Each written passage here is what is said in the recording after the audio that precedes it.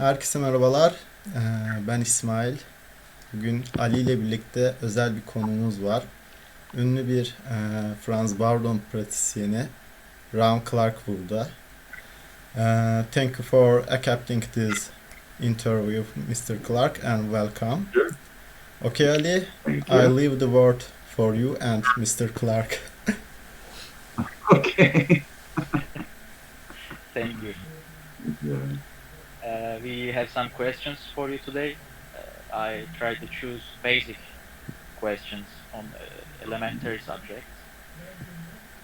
How are you, by the way? I hope you are doing fine. Doing fine. Yeah. Okay, if you're ready, I'm going to ask first question. Sure. Fine. Okay. As I observed, most of occult students tries to be like their master or teacher figure. For example, many Telemites trying to speak like Crowley or be like Crowley. You know what I mean. Yes, I So do. you're kind of authorized person in Franz Barden, and you are studying on one particular guy. So what do you think about that? As students, how can we cross a line between our personalities and teachers' personalities? Well, I How don't can we think. maintain our individuality? I am asking this question for novice students. uh I. You've got to be yourself. I mean, that's the whole point of initiation is to be yourself. Not to take on the affect of Franz Bardon or Aleister Crowley or anybody else. Initiation is about self-development, not about copying. Note I said. Yes, yes, the number one thing of hermetics. Yeah. So it's not about being a cool wizard person. It's about No, being and that's one problem that I have with most modern occultists is they put on this affect. They put on special clothes or special jewelry or fuck. It's just about being yourself. That's all it's about. I think Franz Bardon is a good example of this. I mean, many occultists wear jewelry, as you said. They want to be someone else. They seek to, embrace a god form or etc. Franz Bardon, as I know, denies all of this. Am I right? I mean, in Yeah, his kingdom, yeah, there is no fancy. no, Yeah, no. There's no ritual. There's no uh, fancy things to say. Uh, you know, it's all just exercises in self-development. That's no all role Bart. play. No, no theater. That's awesome. So, actually, uh, that's another question. As a pardon practitioner and maybe a master, do you call yourself a master? No, I don't. I think I read some of your books. So yeah, Okay, I'm just Ron. I'm not Master Ron or anything like that. all right. So, how do you feel about modern ceremonial magic?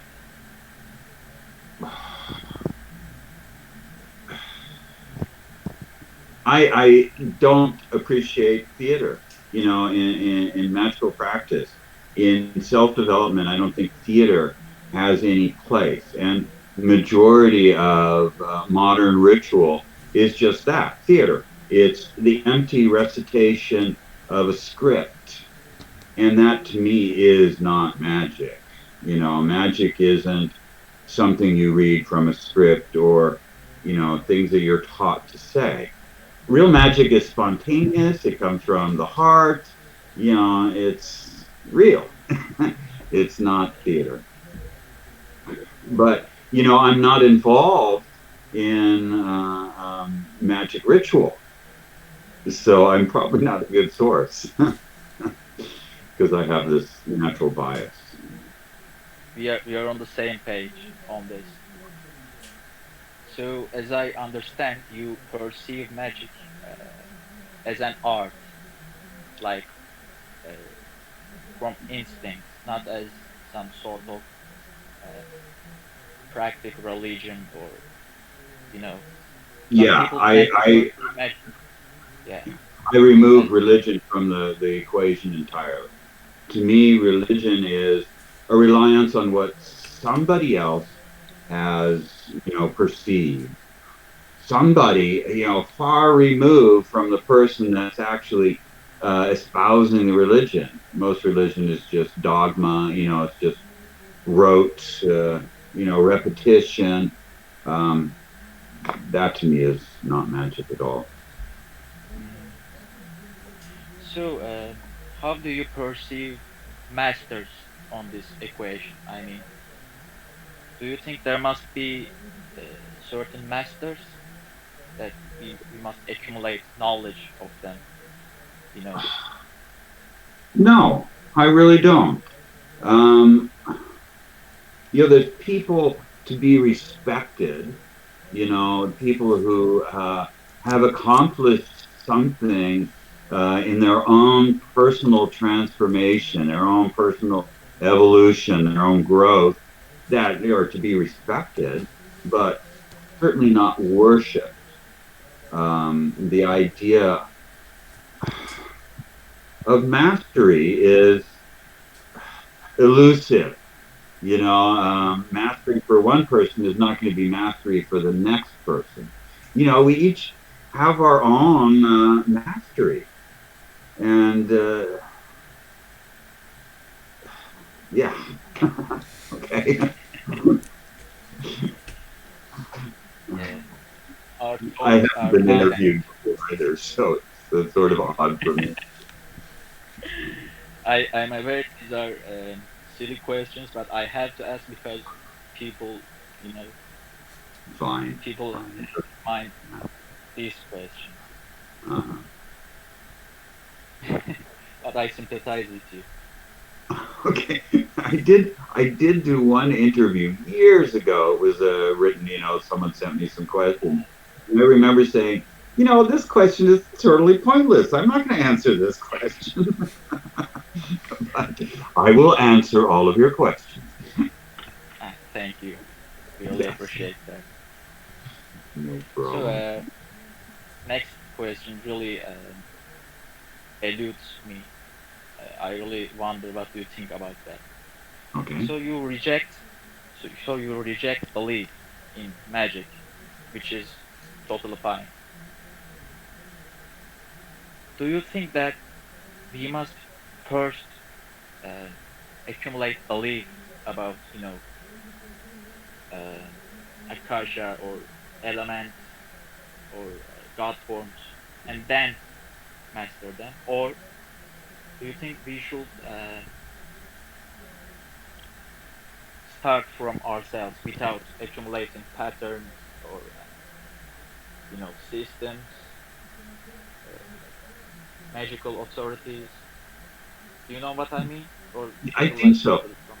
The idea of belief, to me, belief is not something that you learn or that you adopt. It's something that comes from within. It comes from experience. It's like with the elements. When you're doing the exercises in Barden's initiation into Hermetics, at first it's like, what the hell is he talking about? This, I don't have any experience of these things. But if you do the exercises, you gain experience and you come to a point where you're suddenly experiencing the element. And it's like, oh, wow. I suddenly feel the fire element or something like that. And that is what gives birth to belief in what he's saying.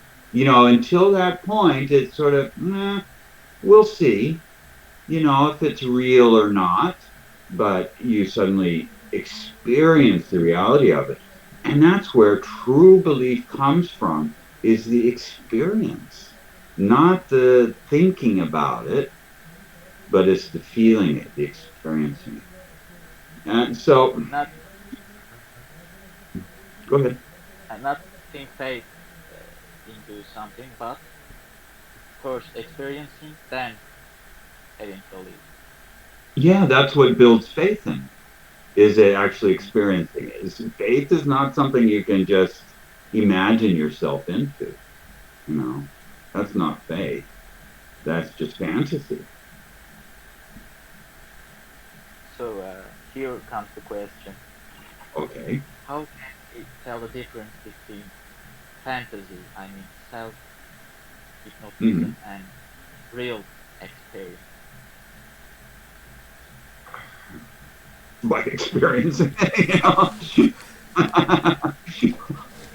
I mean, for example, uh, I sit on meditation and I felt a breeze, but I don't know if a game of my mind or trick of mind, or how can I tell the difference exactly? right, I know right. it's silly Because maybe, but yes, with Barton's system, you have to use your creative imagination.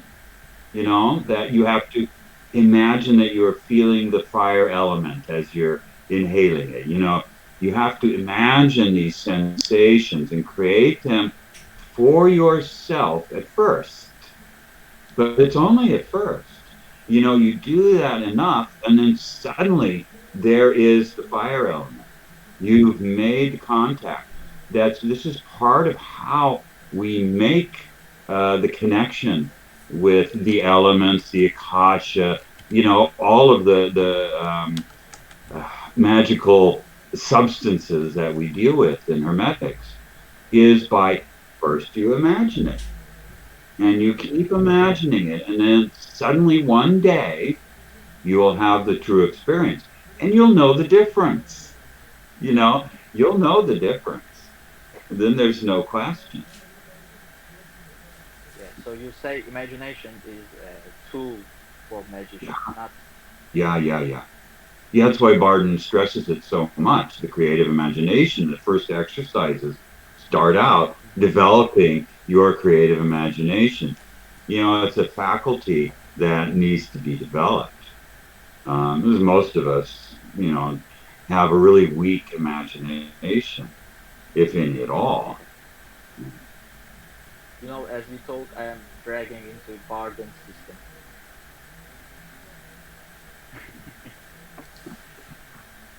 All right. So this one is a little bit general Mhm. question. In Turkey, we do not have any occult circles or lodges yet. Uh-huh. That means we have to practice on our own, which Good. I consider this is a good thing, by the way. I I think Yeah, so too. Yes. excellent. We don't need authority. No, I didn't have any. So, You know, I'm just totally mhm. self-taught, basically. You know, I got the book, I read the book, I started practicing the exercises, and here I am. I've never had a lodge or anything like that to carry me forward.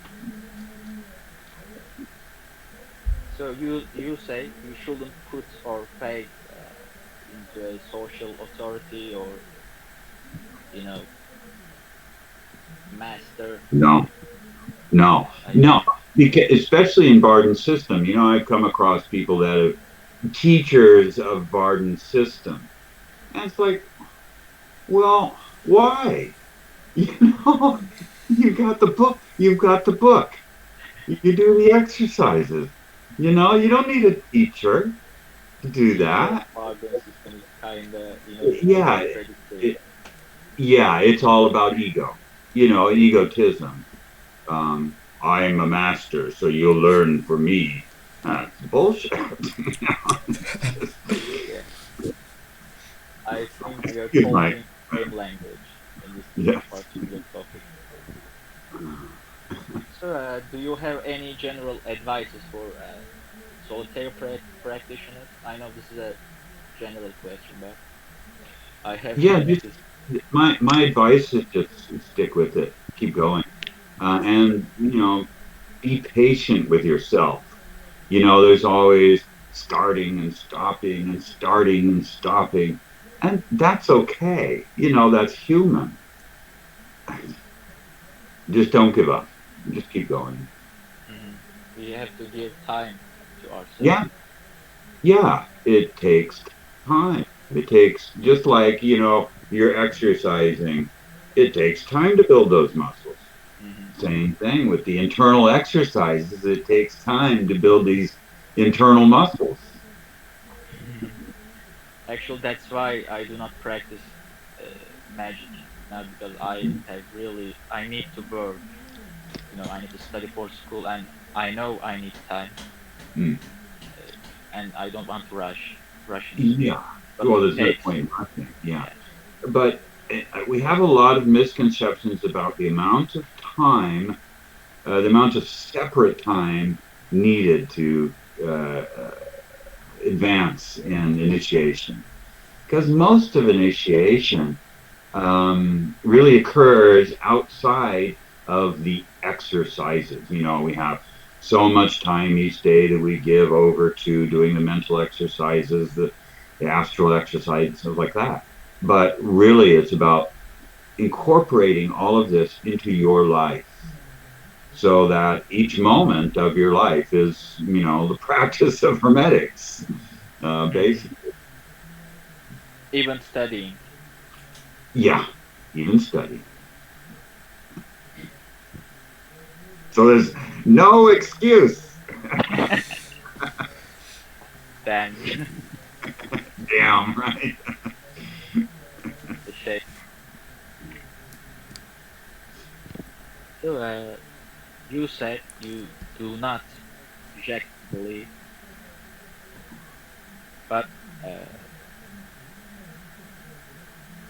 or I took this question because I think you already answered that. Okay, excuse me, please. Okay. I once had a visitor who came with a list of 100 and some odd questions. And we sat down and we went through the entire list. It took hours and hours.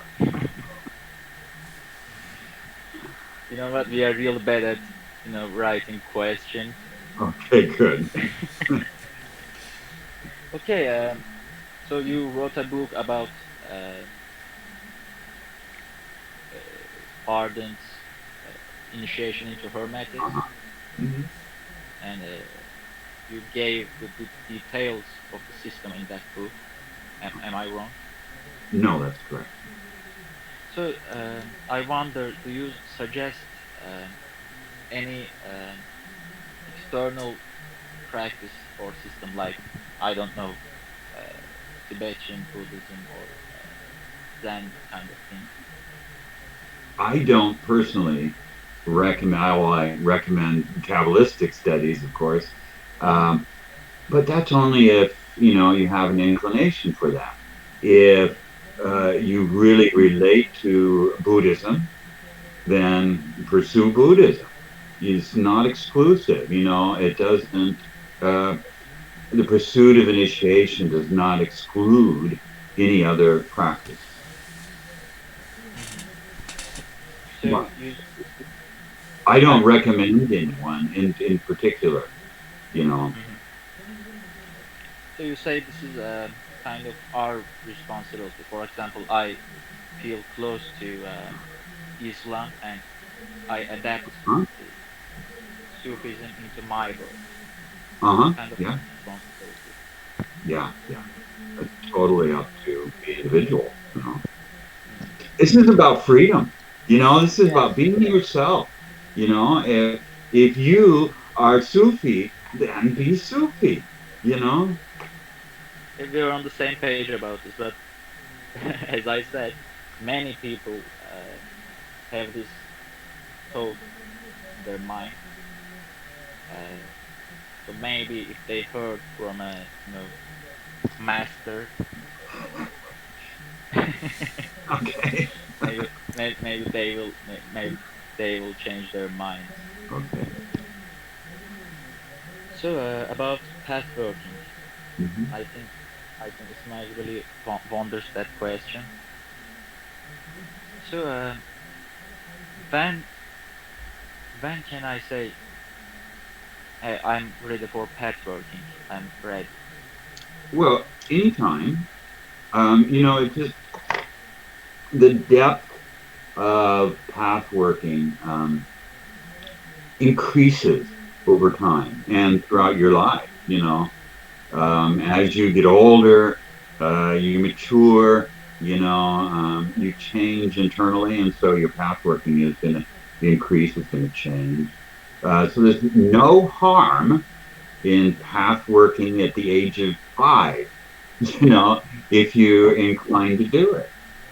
So if you start at the age of 5, by the time you're 15, you're going to have 10 years of path working under your belt and, 10 years of experience. So it just gets deeper and deeper. So no matter where you start with it doesn't matter. You know?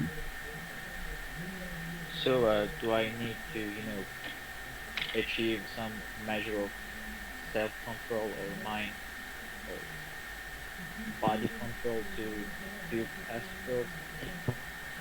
Not to do it, but the stronger your will is, the stronger your creative imagination is, all these things, the deeper your path working will be.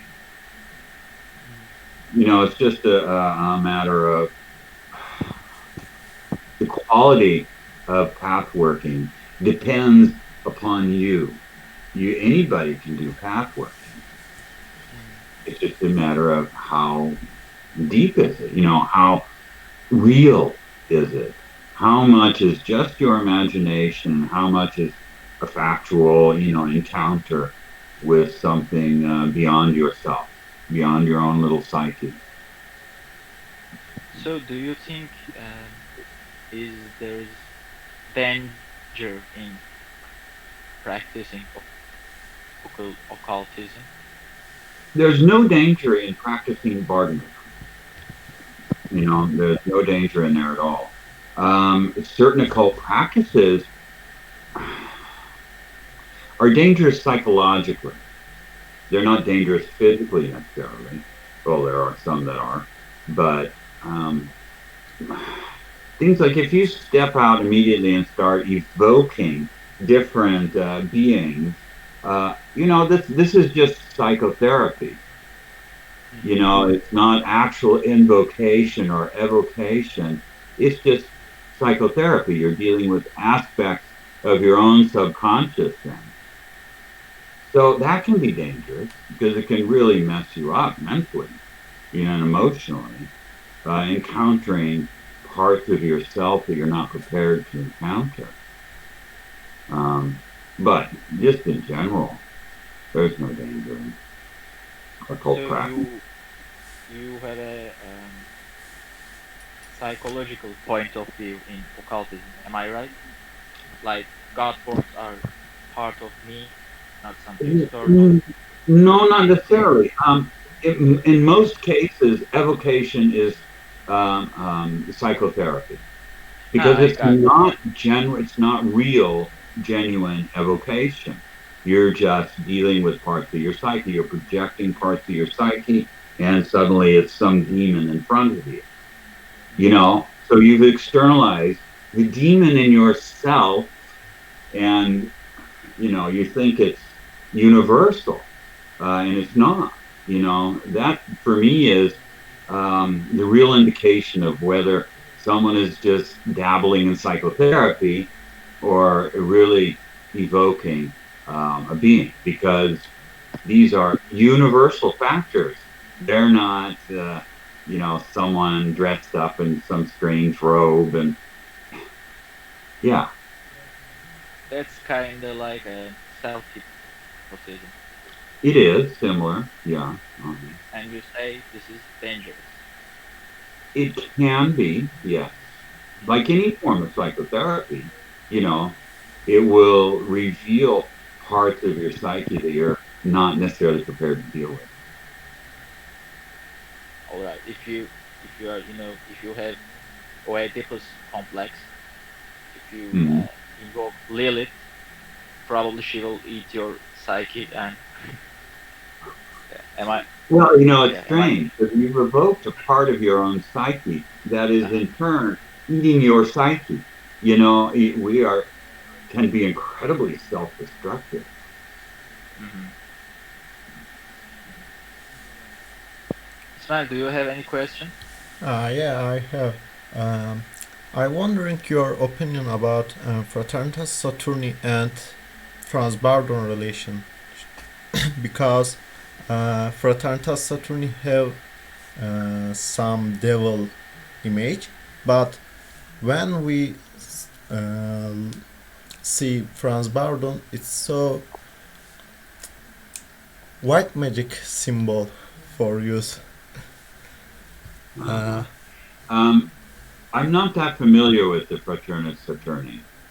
I understand that Barden was a member of the fraternity and a member of several different groups. That was sort of what you did in the late 50s, occultism in Europe. It's a really a hangover from the Victorian era of all the early part of the century, the last century, in the 1900s, occultism. Um, yeah, I don't really have an opinion on it for eternity. Um, yeah, sorry. no All problem. right. Okay. This might be a silly question, but uh, uh, I have to ask this too. Okay. Um, you, yeah, you talk like a authority in, Kabbalah and Sephiroth 3. What do you think about Clifford? Cliff Oath, it doesn't do anything for me. I don't deal with Cliff Oath at all. I think it's a fairly late, um, more of a Christian influence on Kabbalah. They don't talk about the Qliphoth in the ancient Hebrew literature in Kabbalah. It's only from about the 18th century onward that there's any mention of the Qliphoth. It's just an absurd concept to me to have Yeah, Qliphoth because everything is included in the tree. You don't need a negative tree.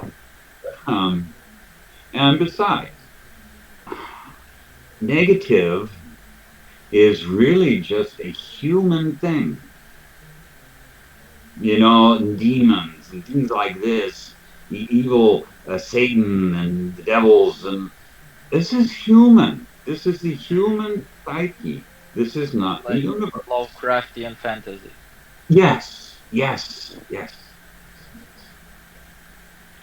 The Do you think? Necronomicon, Uh-huh.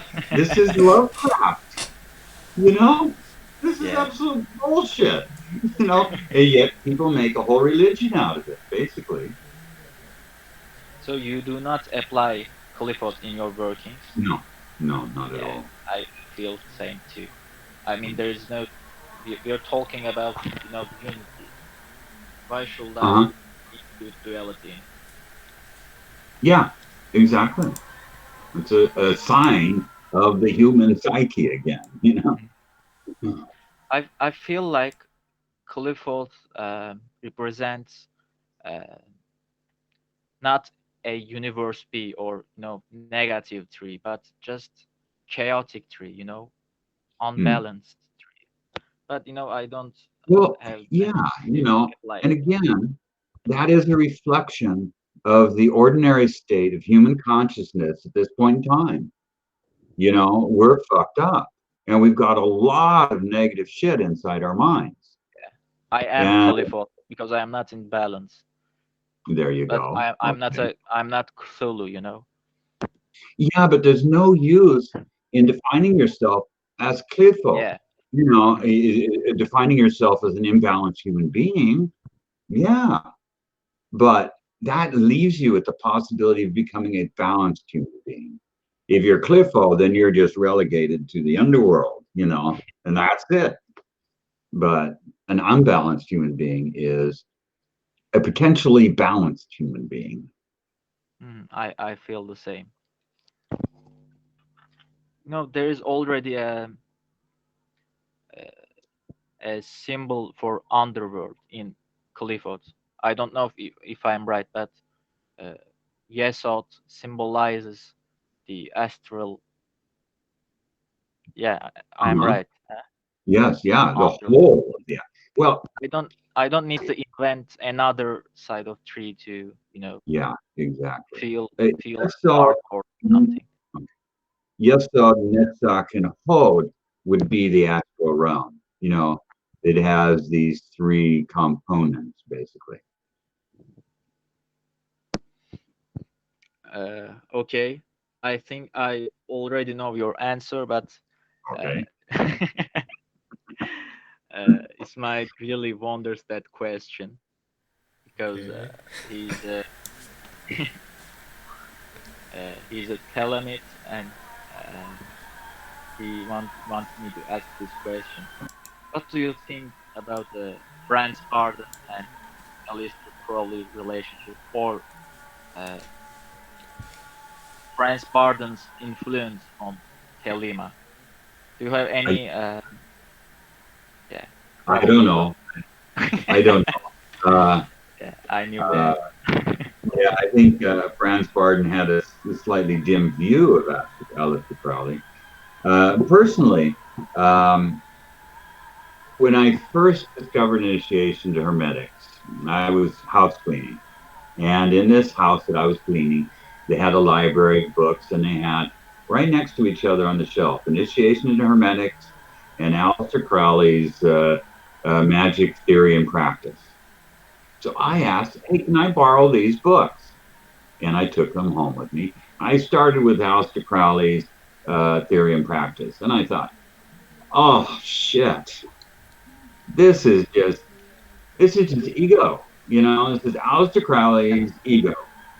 You Just like in this very book. much. I have a very dim view of Aleister Crowley. And then I read Initiation to Hermetics. I was like, whoa, this is something real. This is something that I can practice and that is real. It's not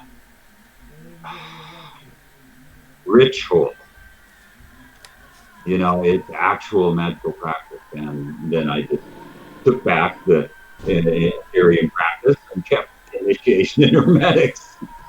So my opinion of Aleister Crowley and Dilemma is kind of dim. I'm sorry to say. Hope it doesn't offend you, but No, he's okay. He's a really close friend of mine, and I don't kind of like Aleister Crowley, and he but doesn't yeah, argue it. yeah. But we're still friends, so don't worry. Okay, good. I've got lots of friends who are Telemites, so Yeah. it doesn't matter to me what you believe. It really doesn't.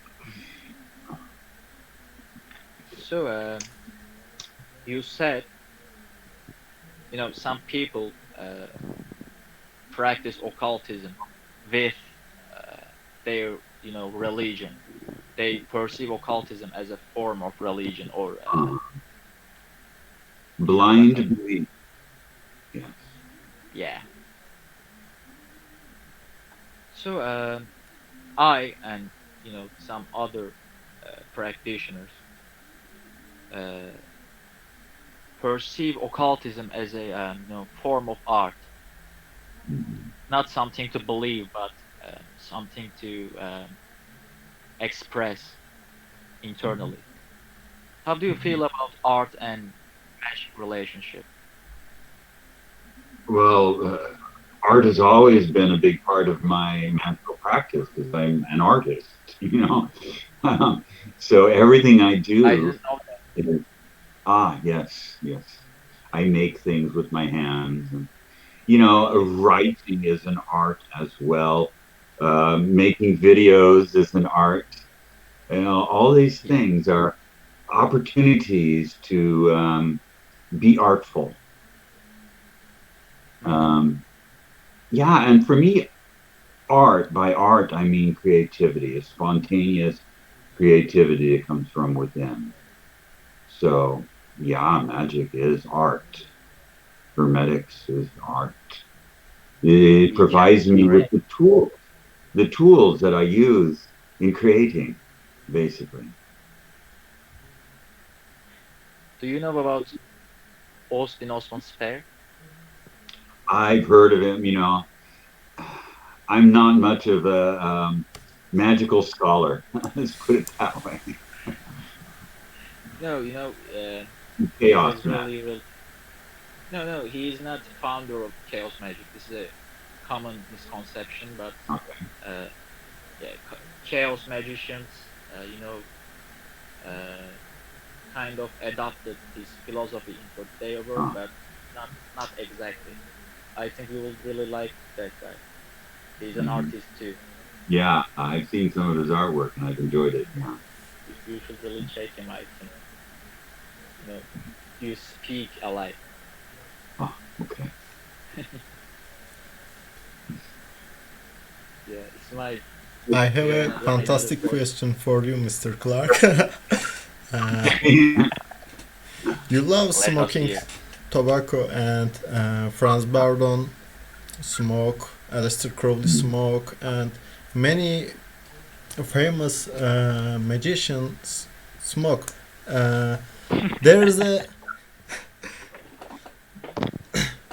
is there a special reason for smoking, like uh, Kabbalistic working? Because Aleister Crowley said tobacco can be used for Geburah working.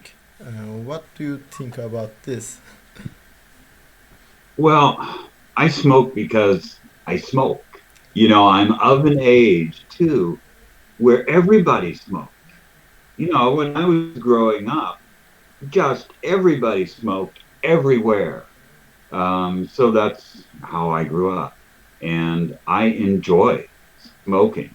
You know, um, as a writer, I find that a combination of tobacco, cannabis, and caffeine works wonders.